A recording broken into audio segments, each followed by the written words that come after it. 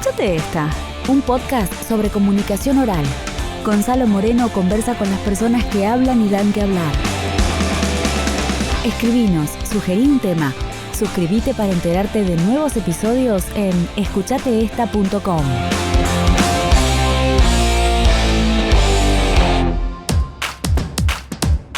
En la producción audiovisual, el último año fue el más importante para el podcast. La empresa más grande del mundo de habla hispana, en audiencia y producción, está en España y pertenece al poderoso grupo Prisa. Podium Podcast ofrece éxitos como El Gran Apagón, Guerra 3, Informe Z, La Escóbula de la Brújula, Catástrofe Ultravioleta, entre otros cientos de branded podcasts y productos con récords de premios y audiencias. Para conocer más sobre el futuro de la producción sonora y qué conocimientos y recursos se utilizan en los podcasts más escuchados del mundo, hoy charlo con la directora de Podium, María Jesús Espinosa de los Monteros. María Jesús, muchísimas gracias por recibirme. Gracias a vosotros. Contanos un poco de dónde estamos. Bueno, pues esta es la sala de reuniones de Podium Podcast, que además nos hemos mudado el pasado lunes, o sea que la estamos estrenando. Y bueno, es sala de reuniones, pero también será el espacio para nueva parte del equipo que se incorporará en... Este es el edificio de Prisa. Este es el edificio de Prisa, que está en Madrid, en el centro, en la calle Gran Vía. Estamos en la planta 7. La planta 6 son más oficinas corporativas. La 7 tenemos todo lo que son la parte de musicales y digital y está Podium. La 8 son estudios y la 9... los despachos de los jefes. ¿Las radios tradicionales que forman parte del grupo Prisa, cuáles son? Bueno, son en España fundamentalmente Cadena Ser, Los 40, Dial, Los 40 Classic, Radio Le, La Que Buena, y luego, bueno, pues en Latinoamérica muy potente W Radio, Caracol Radio, ADN Chile. Con todo ese antecedente... Y otras muchas, ¿eh? Sí, ya lo sé, pero como para ubicarnos sí. En algunas de ellas. En ese contexto de radio, por llamarlo de alguna forma tradicional, es una palabra difícil, pero llamémoslo así. Hace un tiempo tú fuiste jefa de proyecto de Podium Podcast. ¿Qué sucede? ¿Cómo nace esa idea de Podium Podcast dentro del grupo cuando venía trabajando otro tipo de cosas? Sí, bueno, Podium Podcast nace dentro del proyecto de transformación digital de la radio en el año 2016. Había distintos proyectos que presentaron compañeros de la radio. Yo todavía no estaba aquí. Yo llegué para ser jefa de proyecto. Yo venía de hacer otras cosas, también relacionadas con la radio, pero no estaba aquí en el grupo Prisa. Y bueno, uno de los proyectos, o el proyecto que finalmente salió, fue el de Podium Podcast. De alguna manera, el que entonces era director general, Vicente Jiménez, había estado durante un tiempo de corresponsal en Washington, había visto de primera mano la eclosión del mundo del podcast en Estados Unidos. Yo creo que le debió pillar Serial y bueno, y todo lo que hubo después. Y una de las ideas, y también la de otro, Antonio Hernández Rodicio, que era el director de la cadena SER, y otras personas que estaban aquí, Pablo Fernández del Cader, Vicente Argudo o Nacho Rojo, pues por ejemplo, entre todos ellos pensaron que sería buena idea lanzar una plataforma de podcast, la primera gran red de podcast de Prisa Radio en español, un poco con la idea de que cuando finalmente todo esto del podcasting eclosionara, como está sucediendo ahora, pues nosotros pudiéramos estar en una posición más o menos privilegiada con la intención de liderar esta industria en español. Y yo creo que bueno, que fue una idea estupenda. Yo llegué después y estamos en una buena situación ahora mismo. Creo que lo lograron, porque Podium Podcast es el referente en habla hispana en el mundo donde uno habla de producciones de podcast. Indiscutiblemente cualquier persona que es referencia te menciona, te dice, bueno, porque Podium Podcast, El Gran Apagón, ¿no? Y empieza a recorrer todas las producciones que fueron insignia para Podium también. Sí, y yo creo que nos queda, yo estoy súper contenta, ¿no? Y satisfecha del trabajo realizado, pero creo que aún nos queda mucho trabajo que realizar en Latinoamérica, y que es ahora mismo el reto y la oportunidad, ¿no? Que gran parte, pues alrededor del 80-85% de las producciones se hacen desde aquí, desde Madrid, algunas de ellas como El Gran Apagón o Guerra 3 o Informe Z o Negra y Criminal, incluso alguna que hicimos como con Jorge Volpi adaptando la novela ganadora Alfaguara, una novela criminal. Todas esas tienen una vocación claramente universal, ¿no? Y sí que nos estamos encontrando que tenemos muchos oyentes fuera, pero sí que creemos que de cara a 2020 es muy importante que todas nuestras radios en Prisa también empiecen a apostar por el mundo del podcast y que Podium se pueda convertir en eso, en la plataforma líder de podcast en español. En este caso, donde hay toda una estructura armada y la producción es principalmente profesional o totalmente profesional, ¿qué clase de equipo trabaja en la producción de un podcast? Bueno, ahí la primera parte depende, ¿no? Nosotros la mayor parte de nuestro modelo de negocio tiene que ver con los branded podcasts o podcasts de marca, entonces depende, ¿no? Si el podcast es un podcast original, se trabaja de una manera, si es un branded podcast de otra, aunque los agentes que intervienen en el proceso son los mismos. Un pequeño paréntesis sí. Para explicar lo que es el branded podcast. Es una marca que viene a solicitar que se haga un producto sonoro a medida para ellos. Eso es. Donde se hablará de temas que sean, dependerá la marca lo que definan en ese momento. Sí, son de alguna manera lo que quieren las marcas, o muchas de ellas, es crear contenidos, ser co-creadores de contenidos, capitalizar ciertos territorios para nuevas audiencias. El branded podcast no es un anuncio largo, no es un podcast corporativo. Claro. Se trata de hablar de todos esos temas que interesan a la marca, ¿no? Entonces, nosotros llevamos alrededor de más de 30 experiencias con clientes como Fisher-Price. Hace nada, una semana estrenamos un podcast con Coca-Cola. Es decir, hemos tenido diferentes marcas. Lo que diferencia a un branded es que el origen viene de fuera a través de un briefing, o uno original que nosotros decidimos hacer. En primer lugar, tenemos que pensar en qué parte del catálogo está, si es ficción, si es periodismo, si es entretenimiento. Dentro de entretenimiento, hay muchas subcategorías que son interesantes, y luego lo que nosotros siempre, esas figuras fundamentales, es el productor, es decir, aquel que hace que todo se ponga en marcha, el guionista. Para nosotros tener una gran cantera de guionistas es fundamental. Las voces, la voz, normalmente son muchas las voces que intervienen, y luego el diseñador sonoro o el realizador que le da esa envoltura final, y que para mí es muy importante, porque lo que hemos intentado en Podium siempre es que la calidad sea nuestro rasgo distintivo, que te pueda gustar más o menos un podcast, pero que la calidad siempre esté ahí. Cuando no estamos hablando de un branded podcast, generalmente la problemática que también reaparece es la monetización siempre, ¿no? ¿Cómo hacemos para...? Obviamente el branded podcast es una alternativa de monetización para la empresa, pero en el caso de los productores, gente que por ahí hace radio, se está volcando a podcast, encuentran como problemas ahí que sin duda deben ser similares a los que encuentran ustedes con ese otro tipo de producciones.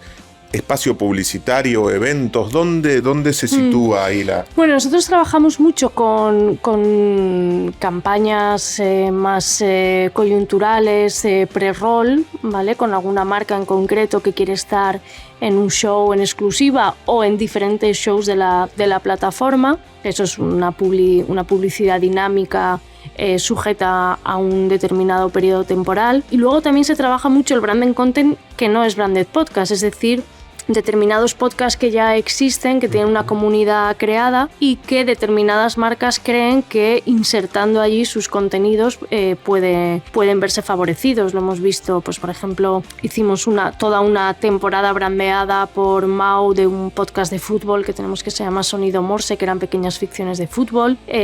Con Aquí hay dragones o La escóbula de la brújula hemos tenido algunas campañas con Storytel, el mundo de los audiolibros en el día del libro. Es decir, esa posibilidad de pre-roll, de campaña, de branding content, y también está el mundo de los eventos, que en el caso de La escóbula de la brújula, por ejemplo, lo estamos trabajando bastante. Hacen como giras por distintas ciudades de España, y yo creo que en una mezcla de todo eso es donde nos estamos moviendo.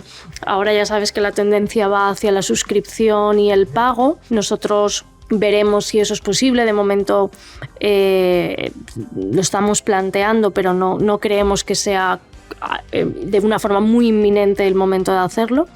pero quién sabe si en el futuro lo será.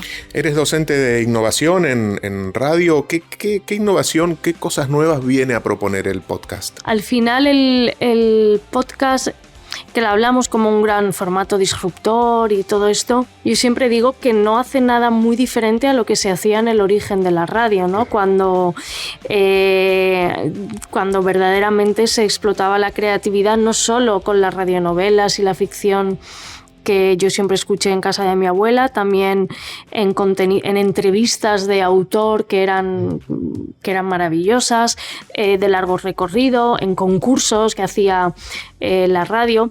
Quizá el elemento más diferenciador, y eso lo propicia la tecnología, es la posibilidad del on demand, ¿no? Esa capacidad de tenerlo cuando tú quieras, en el momento que tú quieras. También la hiperespecialización o el nicho, algunos contenidos que quizá no tengan cabida en una gran oferta de una radio más tradicional, sí que lo tienen para audiencias específicas en el mundo del podcast. El poder trabajar los contenidos con más a fuego lento, que eso a veces la radio más... Claro, la radio es el medio más caliente, ¿no? Y que te tiene que contar lo que pasa al momento, y para mí yo escucho la radio todos los días y lo sigo haciendo, y creo que la escucha de podcast y radio es absolutamente complementaria, pero es verdad que la radio, a no ser que sea del fin de semana o de madrugada, no siempre te permite contenidos muy trabajados. Claro. Sí, no siempre, muchas veces sí, pero bueno, yo creo que todo eso es lo que ofrece el podcast, y además una distribución omnicanal, en fin, son muchas las opciones que hay, por no hablar, por ejemplo, de los podcasts interactivos para smart speakers, y hay todo eso que todavía está, yo creo que en la prehistoria de lo que puede llegar a ser. ¿El podcast tiene algo de libro? No lo sé. Sé que sos un amante de los libros físicos, sobre todo. Leí yo alguna... físico, sí. Bueno, puede tener en el sentido en el que yo creo que pocas cosas como el audio, no solo el podcast, también hablo de la radio, puede estimular la imaginación tanto como un podcast, ¿no? Sobre todo los de ficción, aunque luego hay algunos más de no ficción, más narrativos, que también tienen esa cualidad. Pero yo creo que la posibilidad o esa virtud de desplegar la imaginación como lo hacen a través de los sonidos, yo solo lo he vivido con la literatura, en el que tú te creas tus propias imágenes, ¿no? Siempre digo que dentro de este mundo hiperdigitalizado de algoritmos, datos, la pantalla más importante que debemos conquistar es la mente de nuestros oyentes, sin duda. Esa es la más importante. Y pensaba, mientras me contabas eso, también en esto de la hiperespecialización y en el tipo de consumo del podcast, esto de que sea un catálogo, de que uno vaya y agarre el que quiere escuchar, eso también tiene algo de biblioteca, ¿no? Sí, también diferenciado por géneros, Sí, yo creo que se puede parecer en eso. A mí me encantan los podcasts, la radio y tal, pero yo no creo que exista un objeto más perfecto que el libro, y que jamás se va a construir un objeto más perfecto que el libro. Y justo estos días que he estado leyendo Contra Amazon, que es ese libro de Jorge Carrión, con el que estoy absolutamente de acuerdo, cuando dice, por ejemplo, eso de en una librería te puedes enamorar, en Amazon no. Entonces, yo es verdad que soy conocida por ser directora de Podium y todo el mundo digital, que es maravilloso, pero yo para mí el libro en papel y la sensación de ir a una librería y todo lo que eso mueve es muy difícil que se pueda sustituir, y además que yo creo que pueden convivir perfectamente los formatos. Es que aparte que hay algo sinestésico del ser humano que necesita estar en contacto con el material, ¿no? El Kindle tiene algo de que no está acá el libro, digamos. No, y sobre todo a la gente que nos gusta mucho leer y que nos gusta ir a librerías, a pasear, porque no es solo que te llegue un libro. Yo, por ejemplo, estoy muy en contra, no solo porque sea en el tema de Amazon, de que todo te llegue a la hora. O sea, ¿por qué tanta prisa? ¿Para qué? ¿No? O sea, no creo que se está perdiendo un poco esa parte del deseo por el objeto cultural, y creo que que esa idea de ir a una librería, que no esté tu libro y lo pidas y esperes a que te llegue, y de esa relación, a mí todo eso me gusta, me respeto absolutamente, y yo he comprado en Amazon cuando no he encontrado, pero me da pena que si lo llevamos al extremo se puedan perder es que están en España, era una noticia que salía hace poco, creo que era cada 43 días o algo así se cerraba una librería. Es que es dramático que perdamos para lo que para mí son casi como templos, ¿no? Entonces eso sí que me preocupa. En el podcast pasa algo similar con esta postura de o publicamos todos los episodios juntos, por ejemplo una ficción, o vamos administrándolo semana a semana. Sí. Digo, también hay algo de eso de la inmediatez, ¿no? Sí, fíjate, y ahí están las dos estrategias en el mundo más de las plataformas audiovisual, de Netflix o de HBO, ¿no? Netflix fue la que puso de moda esto del Big Watching, yo lo llamo listening porque también... lo aplicas a tu área. O HBO semana a semana. Claro, yo creo que realmente, y lo estamos viendo... todas esas series o esas series que últimamente están en nuestras conversaciones, que generalmente las últimas son más de HBO, un Chernobyl, Euphoria, Years and Years, por supuesto, Juego de Tronos. Yo creo que tiene más que ver con eso, con la paciencia de ir semana a semana.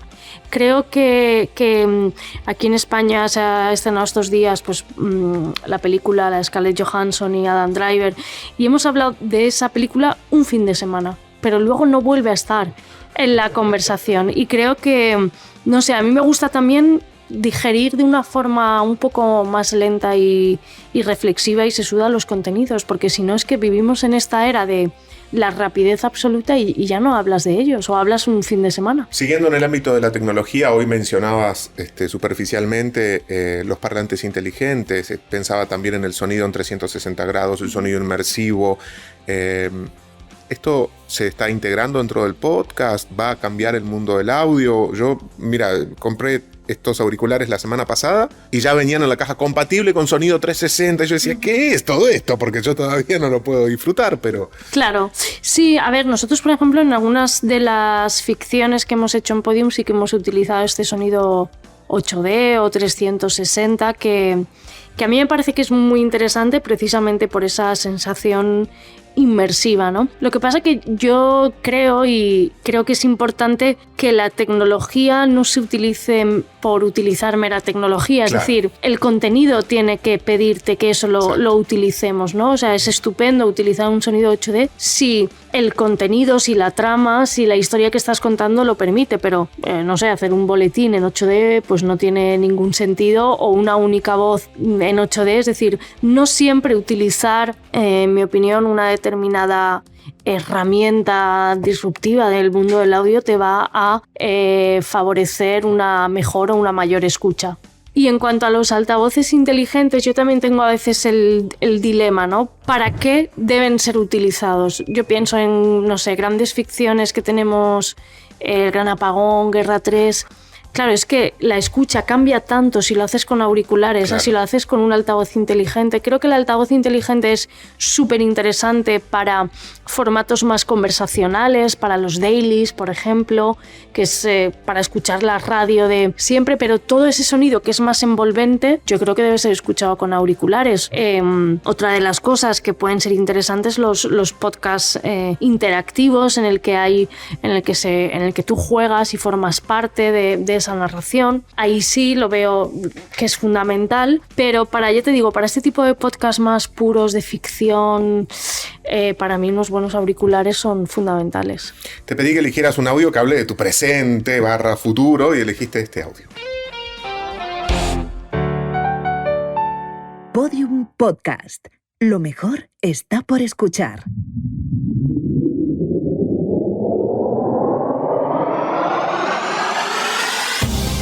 Hoy por hoy, con Aimar Bretos. Esta madrugada, fuerzas aéreas estadounidenses han desplegado un intenso ataque aéreo sobre la capital de Corea del Norte. En el escenario de los bombardeos está nuestro enviado especial Manuel Gobea. El ataque empezó a las 5 de la madrugada, hora de Pyongyang, y se prolongó durante casi una hora. La ofensiva se ha centrado en edificios administrativos y también en algunos especialmente simbólicos para la población del país, como el Estadio Rumbrado 1 de Mayo, que ha sido prácticamente reducido a cenizas. Esta operación llega apenas 2 horas después de que una enorme explosión derruyese el Palacio del Sol de Kumsusan, uno de los edificios más emblemáticos de la ciudad, por causas todavía desconocidas.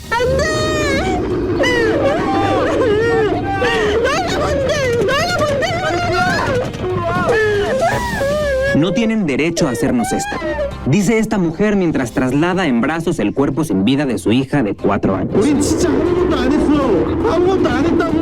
Nosotros no hemos hecho nada, dice este hombre que asegura no saber que su gobierno lanzó una bomba atómica contra Seúl hace apenas semana y media.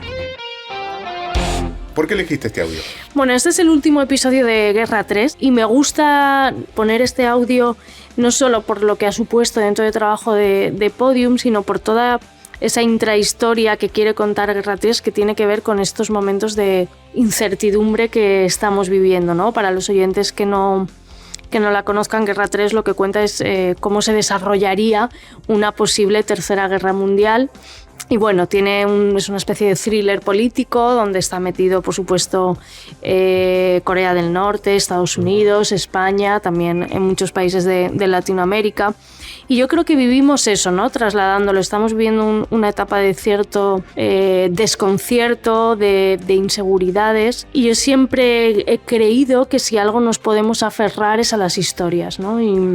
Y creo que las historias sonoras, las historias en audio tienen un poder que no tienen en otros formatos, que tiene que ver con esa capacidad de tener las manos y la mirada libre en una época en la que hay una cierta saturación de pantallas, esa posibilidad de ir andando por la calle en tu propia burbuja de sonido. Bueno, pues todo eso me parece interesante, y luego también toda esta idea de escucharnos, ¿no? Estoy bastante obsesionada con eso. He leído hace poco el libro de Valeria Luiselli, Desierto Sonoro, cuyos protagonistas son unos recolectores de sonidos, de documentalistas sonoros, y creo que durante estos años hemos perdido mucho la capacidad de escuchar para poner toda la energía en la capacidad de mirar. Y si fuéramos capaces de volver a escuchar, si nos escucháramos más en lo micro, pues tal vez en lo macro las cosas irían un poco, creo que irían un poco mejor. Bueno, creo que hay un camino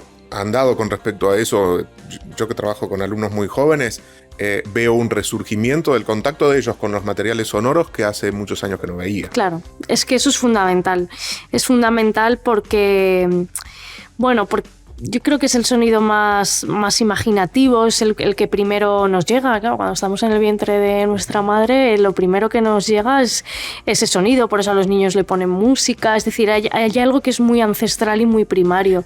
Al momento de elegir los talentos, María Jesús, para grabar una ficción, por ejemplo, ¿qué tienen en cuenta? Bueno, en Podium somos un equipo, ya somos 8 o 9 personas, se incorporarán algunas próximamente en distintos perfiles, pero por ejemplo en la parte de ficción pues hay una responsable de ficción que es Ana Alonso, que es para mí una de las personas que más sabe de ficción sonora del mundo, y confío absolutamente en ella, ¿no? Por ejemplo, para nosotros el tema de la ficción, sobre todo las series que dirige Ana, contamos mucho con talento de actores de teatro, menos de dobladores o locutores, porque creemos que hay generalmente, y salvando todas, hay muchas excepciones, como más verdad en el actor de teatro, entre otras cosas porque la ficción sonora moderna de podcast ahora viene del radioteatro de hace unos años, y quienes actuaban eran actores de teatro que luego también a veces eran dobladores, ¿no? Pero creo que, por ejemplo, para actores la cantera de teatro es fundamental. Y luego, en cuanto a la parte de guionistas, es muy difícil encontrar a gente que sepa escribir y piense en sonidos. No es un perfil, no son perfiles que estén no abundan tanto esos perfiles, ¿no? Y es importante encontrarlos porque guionistas de televisión hay un montón, de cine hay un montón, pero de ficciones sonoras es complicado. Y por último, la parte que para mí es fundamental de realizadores y diseñadores sonoros, porque estamos acostumbrados más a técnicos de grabación, pero esos perfiles tan polivalentes que sepan yuxtaponer sonidos, que utilicen bien los 4 grandes elementos de la radio, la voz, la música, los efectos, el silencio, y que con eso generen y hagan relatos con sentido propio. En fin, eso es difícil, pero bueno, en estos años hemos ido generando, yo creo que una especie de bolsa de talento interesante y con la mayoría de ellos seguimos trabajando. ¿Qué uso hacen de las estadísticas? Y si vamos más arriba, no sé, Big Data, ¿hacen alguna lectura de todo eso? ¿Inteligencia artificial para el comportamiento de la audiencia, para ajustar los contenidos? Bueno, nosotros ya nos gustaría poder llegar a eso, pero todavía no. Sí que hay una directora de datos y audiencia, Pilar Millán, de Prisa Radio, que está un poco poniendo el foco ahora en todo eso. La verdad es que lo que hemos hecho hasta ahora tiene que ver más con la pura intuición, con equivocarte y con acertar y con bueno, la verdad es que todo el tema del algoritmo nosotros no lo trabajamos, pero bueno, sí que todos los datos que tenemos nos sirven para saber claramente lo que funciona, lo que no funciona, pero no llegamos a trabajar esa inteligencia artificial. Pero tampoco están pensando, digamos, el próximo episodio vamos a modificar esto porque lo que sucedió en el anterior, ¿no? El contenido siempre está por encima. No, el contenido siempre está por encima y es más, es muy puro editorial. Nosotros lo que hacemos, creo que mejor es el contenido. Por supuesto, hacemos también tecnología, pero no somos una tecnológica, no somos YouTube ni Spotify, pero sí que creemos que el futuro tiene que ir ahí, a converger esos dos mundos. Lo hemos visto en el ejemplo de Netflix, pero bueno, también hay una campaña de HBO reciente que me gusta, eso que dice que nada te va a recomendar mejor que un humano, ¿no? Esa capacidad del boca a oreja me parece que es muy valiosa y que tampoco la debemos perder, sin desdeñar en absoluto el trabajo interesantísimo del data, pero llegar a cambiar un contenido y sobre todo contenidos muy editoriales. Puede haber que alguna cosa que trabajemos para alguna determinada marca donde sí que veamos algo muy específico, pero contenidos que son puros editoriales o una ficción de momento, ¿no? Quién sabe, en un futuro igual también somos esclavos del dato. Como realizadora, al momento de pensar un podcast, ¿qué es lo primero? Si mañana decimos, bueno, María Jesús, hay que lanzar un podcast nuevo. Bueno, primero siempre pensamos a qué línea del catálogo va a pertenecer, ¿no?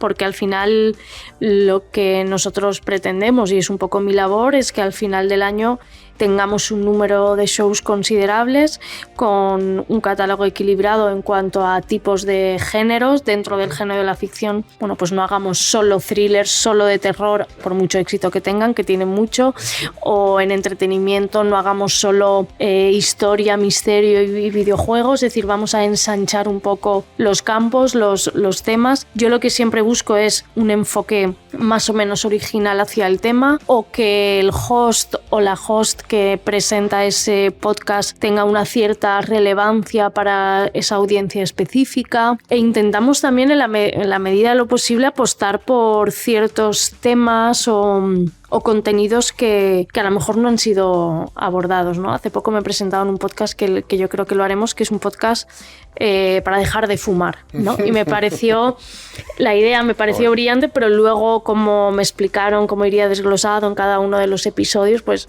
me parece estupendo. Hay otra propuesta que es de los grandes bulos que han existido en España y cómo se desmiente uno a uno.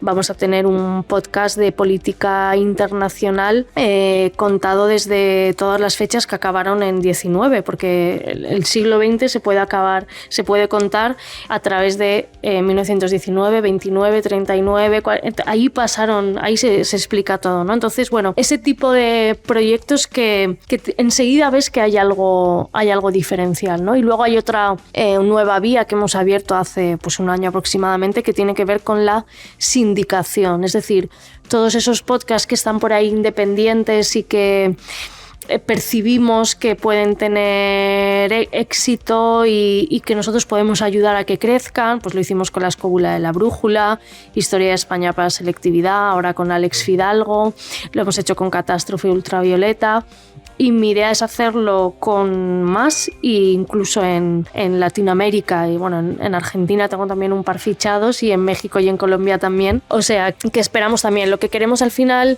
de Podium es, pues bueno, intentar tener los mejores contenidos en español. ¿Cuáles escuchaste de Argentina? ¿Se puede contar o todavía no? Bueno, me gustan mucho, y de hecho les voy a entrevistar para el blog que tengo en El País, Concha Podcast. Ajá, sí, claro. Que me parecen que ellas son excelentes. Sigo mucho, que me parece muy interesante lo que está haciendo Posta. Tiene cosas que me interesan mucho, y La Nación también tiene una propuesta muy interesante del mundo del podcast. María Jesús, muchísimas gracias. Gracias a vosotros. Podés encontrar a María Jesús en Twitter como @mjesusespinosa. Escúchate esta, un podcast sobre comunicación oral. Gonzalo Moreno conversa con las personas que hablan y dan que hablar. Escribinos, sugerí un tema.